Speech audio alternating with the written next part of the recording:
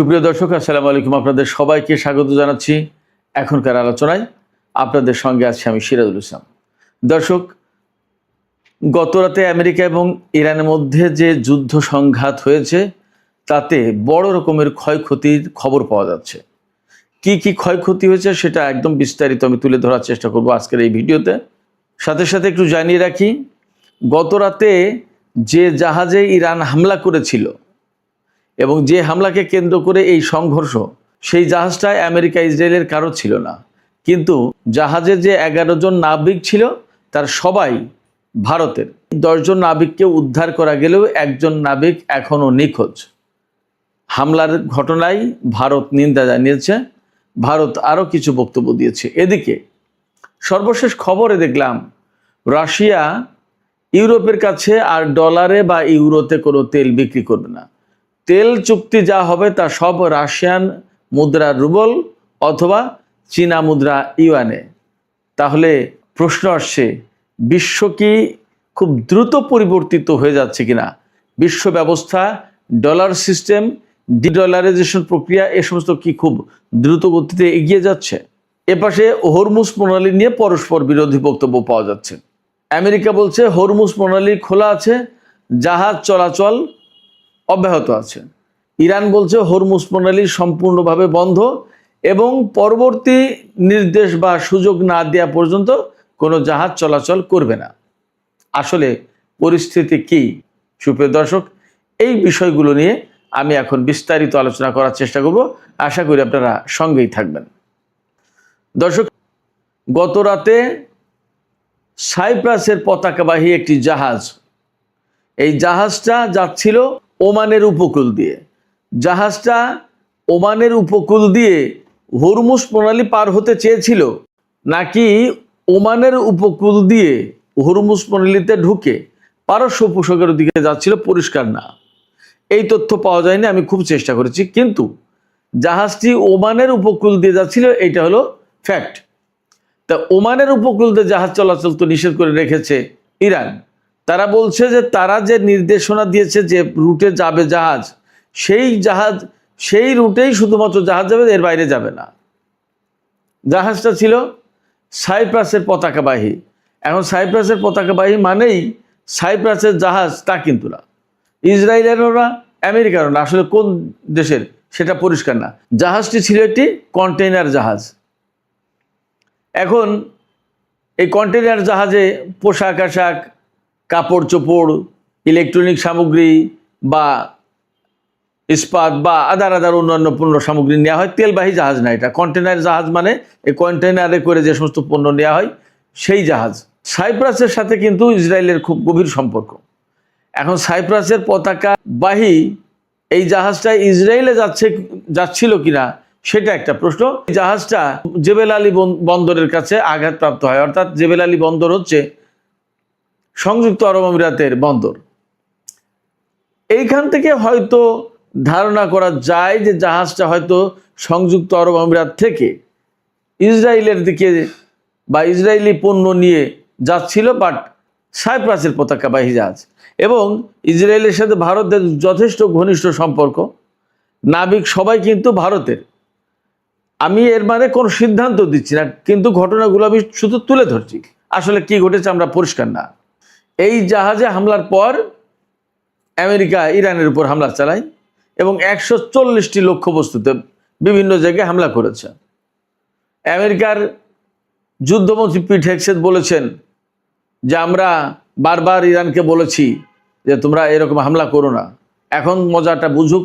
তিনি যা বলেছেন তার মানে দাঁড়ায় এইরকম যে মনে হচ্ছে যেন আমেরিকা ইরানকে একেবারে ধ্বংস করে দিয়েছে, এখন মজা বুঝুক, বিষয়টা তারা বুঝুক।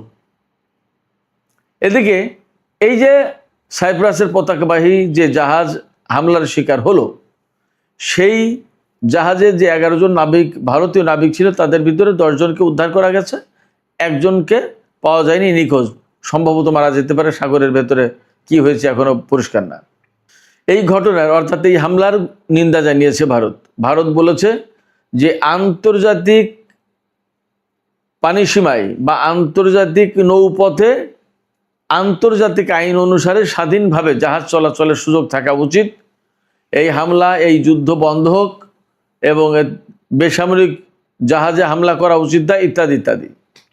এখানে যে সমস্ত পয়েন্টগুলো খুব খেয়াল করে বোঝা যায়, সেই পয়েন্টগুলো যদি আমরা উল্লেখ করি তাহলে দেখা যাবে ভারত মূলত ইরানকেই দায়ী করেছে অনেক কিছুর জন্য। যেমন ইরান এই হামলা চালিয়েছে আন্তর্জাতিক নৌপথে, আন্তর্জাতিক আইন মেনে স্বাধীনভাবে জাহাজ চলাচল করা উচিত, কিন্তু সেটা করতে দিচ্ছে না ইরান।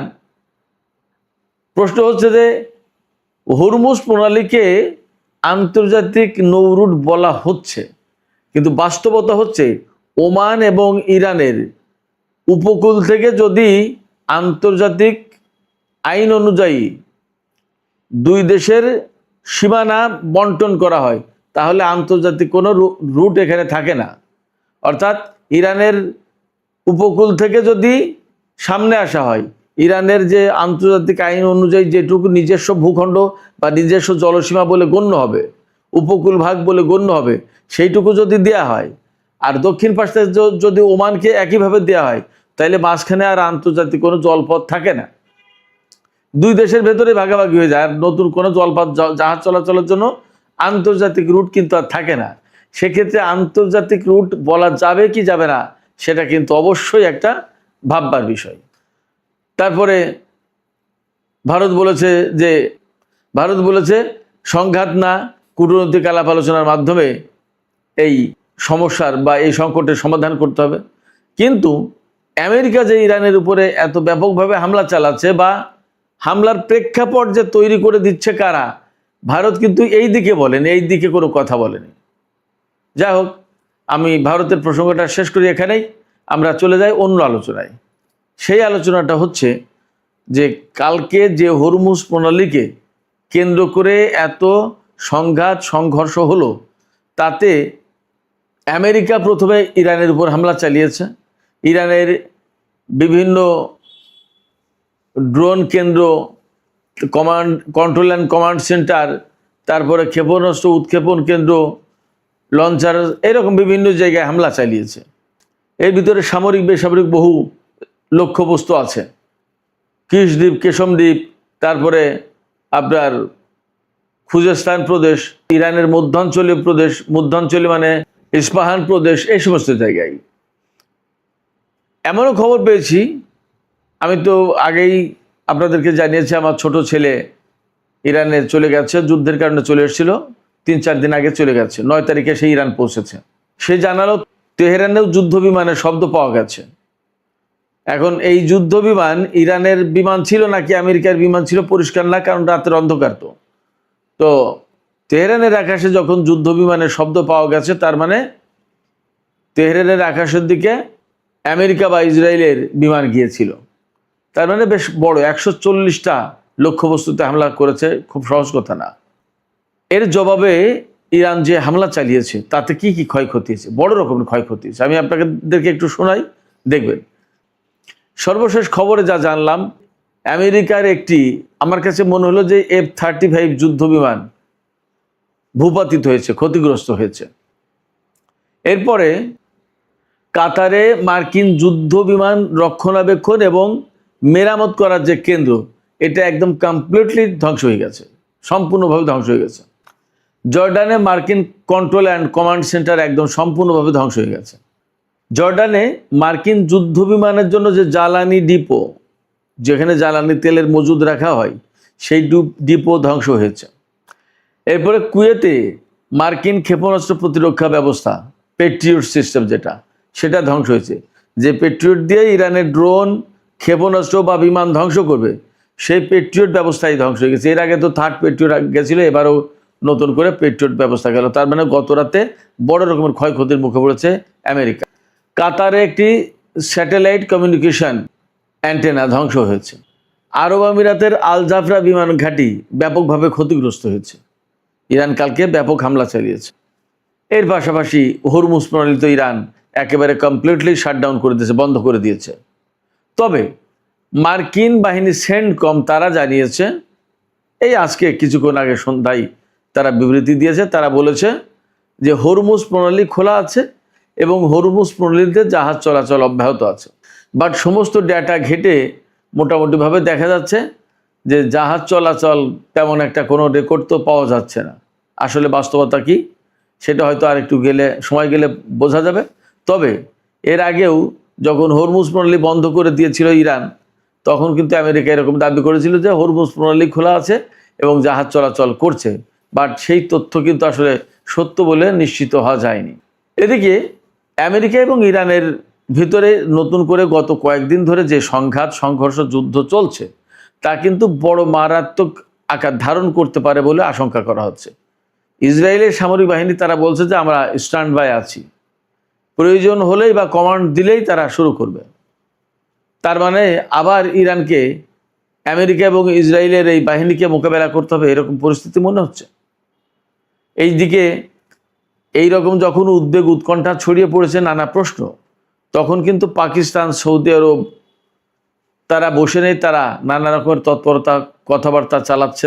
সৌদি আরব এবং পাকিস্তানের পররাষ্ট্রমন্ত্রীরা ইসহাক দার এবং প্রিন্স ফয়সাল বিন ফারহান তারা কিন্তু আলাপ আলোচনা করেছেন, উদ্বেগ প্রকাশ করেছেন এবং দুই পক্ষকে ধৈর্য ধারণ করতে বলেছেন এবং যাতে কূটনৈতিক প্রচেষ্টার মাধ্যমে নতুন করে আলোচনা ফিরে এসে সমস্যার সমাধান করা যায় সেই পরামর্শ দিয়েছেন। তারা একদম একমত হয়েছেন দুইজন, সৌদি পররাষ্ট্রমন্ত্রী এবং পাকিস্তানের পররাষ্ট্রমন্ত্রী, যে যুদ্ধের ভেতর দিয়ে এই সংকটের সমাধান করা যাবে না।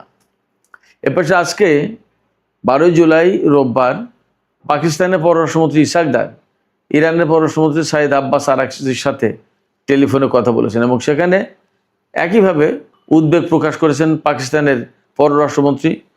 এছাড়া তিনি ইরানকে ধৈর্য ধারণের পরামর্শ দিয়েছেন এবং দুই পক্ষকেই একই কথা বলেছেন এবং ইসহাক দার বলেছেন যে দুই পক্ষকে দ্রুত আলোচনার টেবিলে ফিরে আসা উচিত। যুদ্ধ সংঘর্ষের ভেতর দিয়ে সমস্যার সমাধান করা যাবে না, বরং আঞ্চলিক স্থিতিশীলতা বিনষ্ট হবে, বিশ্ব অর্থনৈতিক ঝুঁকির মুখে পড়বে।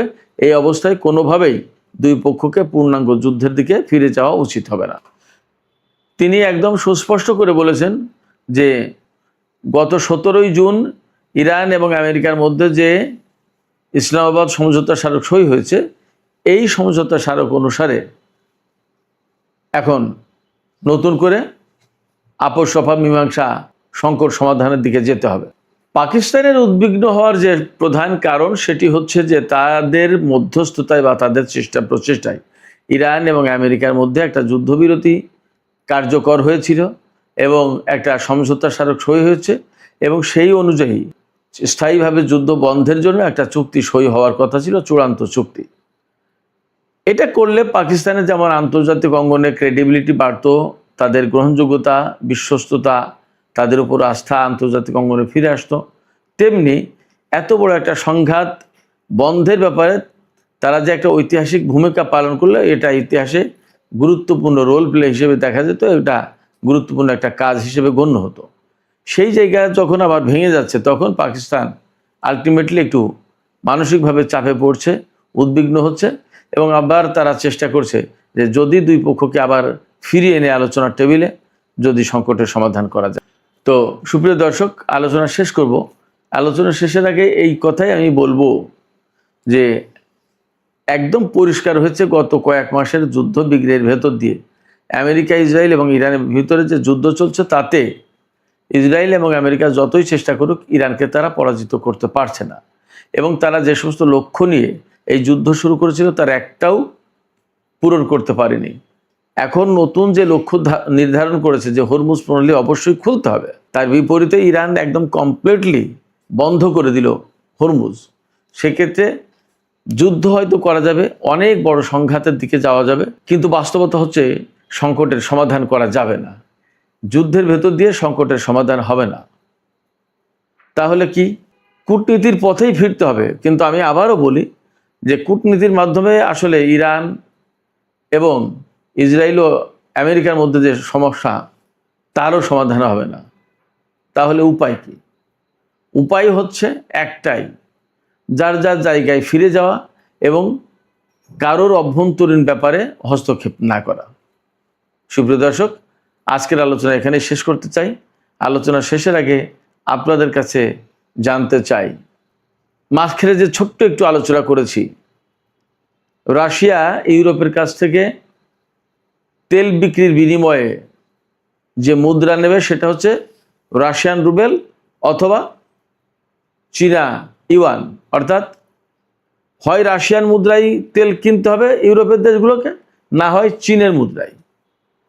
তাহলে এখানে প্রশ্ন আসছে, আন্তর্জাতিক অঙ্গনে যে ডলার বাদ দিয়ে লেনদেনের চেষ্টা চলছে বিভিন্ন দেশের পক্ষ থেকে, রাশিয়ার এই উদ্যোগ সেই জায়গায় কতটা বড় ভূমিকা রাখবে বলে মনে হয়, এবং এর মধ্য দিয়ে আমেরিকার ডলার নতুন করে আরেকবার ধাক্কা খেলো কিনা, আপনাদের মতামত জানতে চাই। কমেন্টে আপনারা আপনাদের মতামত জানাতে পারেন। আর ভিডিও ভালো লাগলে আবারও বলি, লাইক কমেন্ট শেয়ার করবেন এবং চ্যানেলটি সাবস্ক্রাইব করে সাথেই থাকবেন। দর্শক, আপনাদের সবাইকে অনেক অনেক ধন্যবাদ জানিয়ে আজকের মতো এখানে আলোচনা শেষ করছি। আল্লাহ হাফেজ।